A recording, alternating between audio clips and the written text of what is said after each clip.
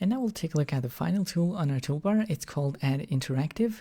It's a really good tool for blocking out your 3D scene. So you can left click on it to activate the tool, and you can see that it changes our cursor a little bit. So you can left click and hold and then drag out to create the base. When you let go, and then you can define the top shape. So it's really good. For example, if I'm sort of blocking out some buildings and stuff, so you can see that it makes it really easy and quick. Something like that. I can draw on these other objects. Maybe I want to sort of draw an AC unit up there. I can do something like there.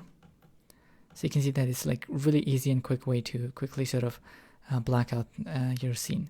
You can left click and hold here, and you have different shapes that you can select from.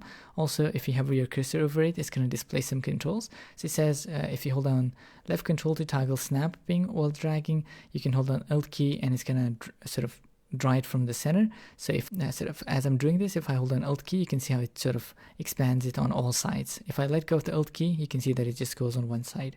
So you can see effect there. And if you hold on Shift key, then it's going to keep the proportions.